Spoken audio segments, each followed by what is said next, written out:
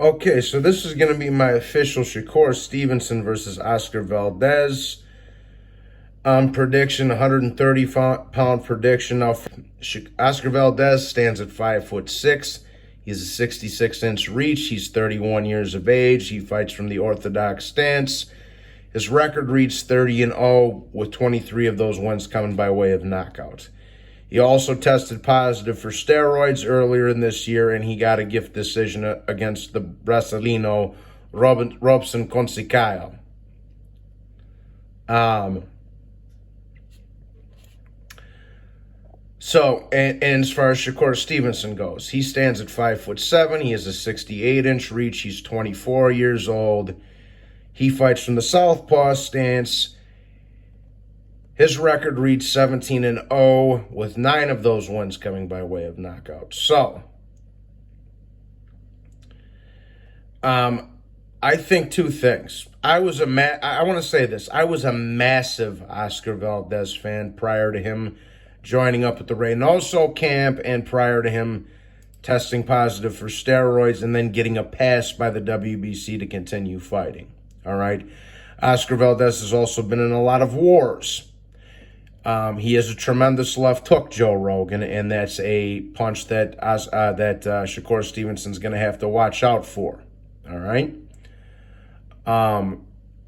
Oscar Valdez is also a much more vicious, much harder of a puncher than Jamel Herring's old ass was. This is a much, much, much more dangerous fight for Shakur Stevenson than Jamel Herring's old ass was. All right. Now I will say this: I only see this fight going one of two ways. Either a Shakur Stevenson decision or an Oscar Valdez by stoppage. All right. Now I have to get into Oscar Valdez. So, and just to point out, Shakur Stevenson does have a 2-inch reach and a 1-inch height advantage. Not a big reach advantage, but something that needs to be taken note of. I also want to point out this. Oscar Valdez in his last 4 fights has looked complete trash. He looked horrible against the Puerto Rican, Jason Velez. He looked horrible against Adam Lopez. Those guys aren't bad fighters, but he should have looked much more impressive against those guys than he did.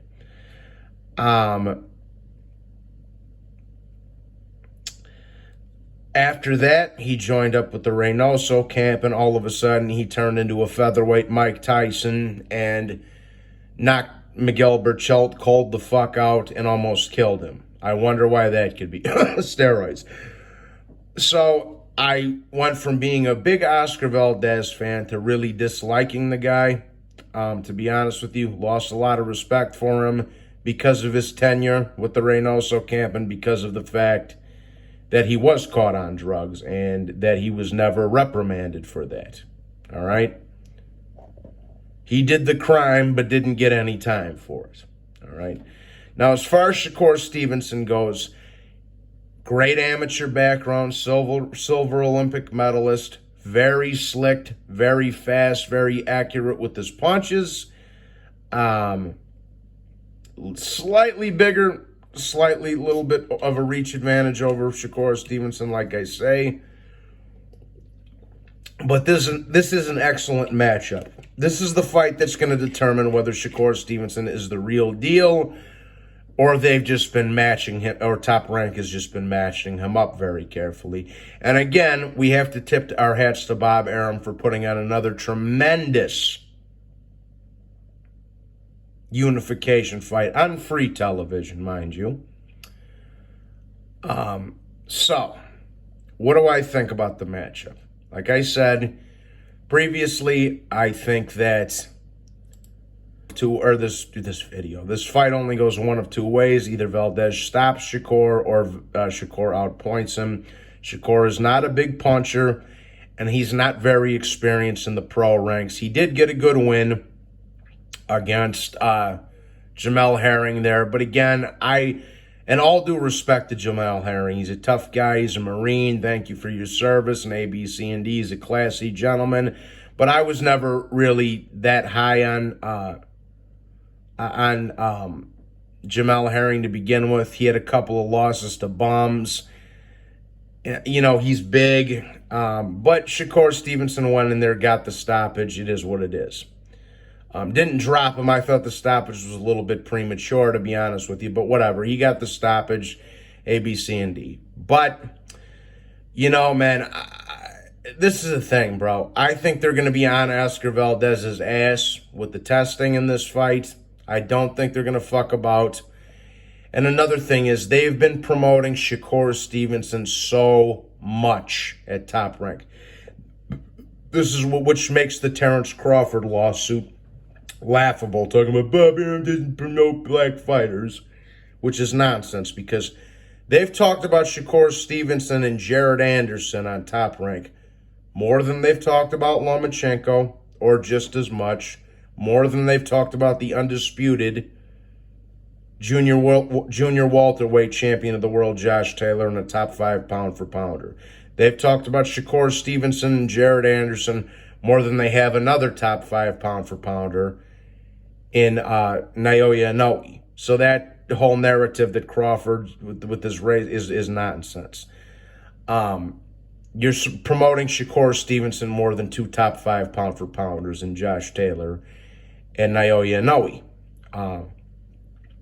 So this is what I'll say. I think Oscar Valdez is going to have his moments in this fight. I actually wouldn't be surprised if Shakur Stevenson gets dropped or rattled or hurt. But for my official prediction, I think he's just too sharp. He's too accurate with his punches. Oscar Valdez will come to fight. He's a tough Mexican hombre. But I just think Shakur Stevenson's a little bit too much for him. I think he's too sharp. I think he's too accurate. I think he's too precise with his punches. And I also think Shakur Stevenson's smart enough not to get suckered into a firefight with Oscar Valdez. But it's a very interesting fight. It's a real make-or-break fight for Shakur Stevenson as far as I'm concerned. Because Jamel Herring, like I say, he was good, but they were bigging him up a little bit too much. He had lost twice to bums. Not saying that a loss counts for everything, but to the caliber of fighters he had lost to, it does mean something, okay?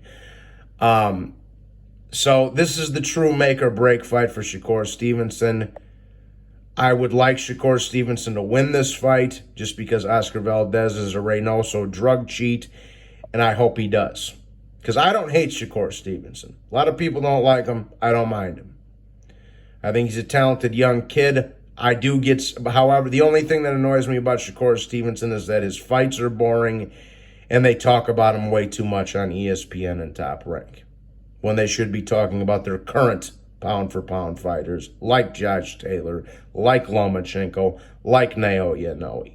So he's getting a little bit too much praise for doing nothing. But with all that being said, I think Shakur's experienced enough, smart enough not to get lured into a firefight with Oscar Valdez. And for that reason, I'm going to, and he does not hit, so I don't think, he can't punch, so I don't think there's any way possible that he's knocking Oscar Valdez out. So for my official prediction, I'm going to say Shakur Stevenson gets hurt in this fight, gets his bell rung a few times in this fight, but ultimately emerges victorious and wins by an 8-4 type of unanimous decision. So with that being said, that's my prediction. I got Shakur Stevenson on points, but may the best man win. With that being said, please be sure to hit the like button and subscribe. God bless you all and have a wonderful day. Salutations. Salute.